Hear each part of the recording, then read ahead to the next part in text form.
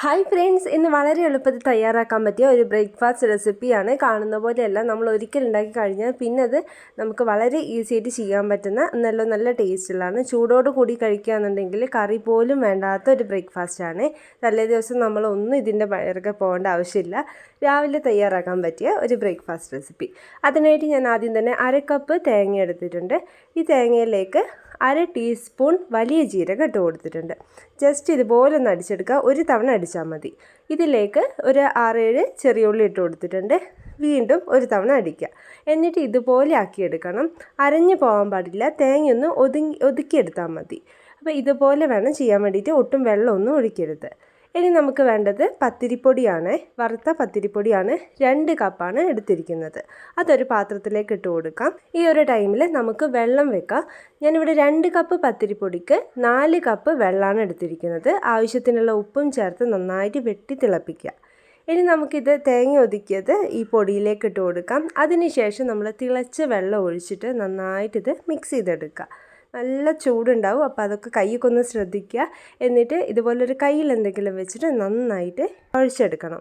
അങ്ങനെ ഇത് കുഴച്ചെടുത്തിട്ടുണ്ട്. ഇനി ചൂട് ഒരല്പം കുറഞ്ഞതിന് ശേഷം കയ്യിൽ നന്നായിട്ട് എണ്ണ തേച്ചിട്ട് കൈ കൊണ്ടിത് നന്നായിട്ടൊന്ന് കുഴച്ച് ഉരുട്ടിയെടുക്കാം. ഇതുപോലെ വേണം ചെയ്യാൻ വേണ്ടിയിട്ട്. അതിനുശേഷം നമുക്ക് ഇതുപോലെ തന്നെ കയ്യിൽ എണ്ണയാക്കിയതിന് ശേഷം ഇതുപോലെ കുഞ്ഞു ബോൾസാക്കി എടുക്കാം.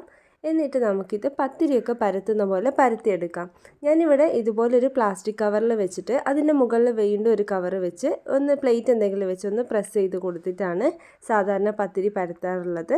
പിന്നെ നല്ലൊരു ഷേപ്പിന് വേണ്ടിയിട്ട് ഇതുപോലെ എന്തെങ്കിലും പാത്രം കൊണ്ട് ഒന്ന് മുറിച്ചെടുക്കുക. അങ്ങനെ എല്ലാ മാവും ഇതുപോലെ പരത്തി എടുത്തിട്ടുണ്ട്. ഇനി പത്തിരിക്കല്ല് ചൂടാകാനായിട്ട് വെക്കാം. കല്ല് നന്നായി ചൂടായതിന് ശേഷം ഇതുപോലെ ഓയിലൊന്ന് സ്പ്രേ ചെയ്ത് കൊടുക്കുക. അതിനുശേഷം ഓരോന്നായിട്ട് ഇട്ട് കൊടുക്കുക.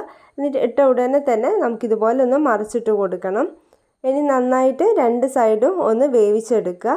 ഈ ഒരു ടൈമിൽ അത്യാവശ്യം നല്ല ഓയിൽ തന്നെ കൊടുക്കുക. അതാവുന്ന സമയത്ത് നമുക്ക് നല്ലൊരു ടേസ്റ്റ് ആയിരിക്കും. ഇനി ഒരു സൈഡ് റെഡി ആയതിനു ശേഷം നമുക്ക് മറിച്ചിട്ട് കൊടുക്കുന്നതിൻ്റെ മുന്നേ ആയിട്ട് ആ ഒരു സൈഡും ഇതുപോലെ ഒന്ന് ഓയിലൊന്ന് സ്പ്രേ ചെയ്ത് കൊടുക്കുന്നുണ്ട്. എന്നിട്ട് ഇതൊന്ന് മറിച്ചിട്ട് കൊടുക്കുക. ഇനി 2 സൈഡും നന്നായിട്ട് വെന്തതിന് ശേഷം ഓരോന്നായിട്ട് നമുക്ക് കല്ലിൽ നിന്ന് മാറ്റാം. എന്നിട്ട് വീണ്ടും അടുത്തതിട്ട് കൊടുക്കാം. അപ്പോൾ ഇത്രയേ ഉള്ളൂ നമ്മുടെ ബ്രേക്ക്ഫാസ്റ്റിൻ്റെ പണി എന്ന് പറയുന്നത്. എല്ലാവർക്കും സിമ്പിളായിട്ട് ചെയ്യാൻ പറ്റുന്നതാണ്. തീർച്ചയായിട്ടും ട്രൈ ചെയ്ത് നോക്കുക. നമ്മുടെ വീഡിയോ ഇഷ്ടപ്പെട്ടാൽ ലൈക്ക് ചെയ്യാനും ഷെയർ ചെയ്യാനും മറക്കരുത്. ആദ്യമായിട്ട് കാണുന്ന ആളാണെങ്കിൽ ചാനലൊന്ന് സബ്സ്ക്രൈബ് ചെയ്തിട്ട് സപ്പോർട്ട് ചെയ്യണം കേട്ടോ. നിങ്ങളുടെ ഫ്രണ്ട്സിനും ഫാമിലീസിനും ഒക്കെ ഇതൊന്ന് ഷെയർ ചെയ്ത് കൊടുക്കുക. ഇങ്ങനൊരു ചാനലിനെ കുറിച്ച് ഒന്ന് പറഞ്ഞേക്കാം. അപ്പോൾ നമ്മുടെ ചാനലിൽ ഇതിൻ്റെ മുന്നേ നമ്മൾ ഒത്തിരി ബ്രേക്ക്ഫാസ്റ്റിൻ്റെ ഒക്കെ വീഡിയോസ് ഇട്ടിട്ടുണ്ട്. അപ്പോൾ അതൊക്കെ കാണാത്തവരാണെങ്കിൽ ഒന്ന് പോയി കണ്ടു നോക്കുക കേട്ടോ. എന്തായാലും നമുക്ക് ഇതുപോലത്തെ വീഡിയോസുമായിട്ട് വീണ്ടും വരാം. അതുവരേക്കും ബൈ.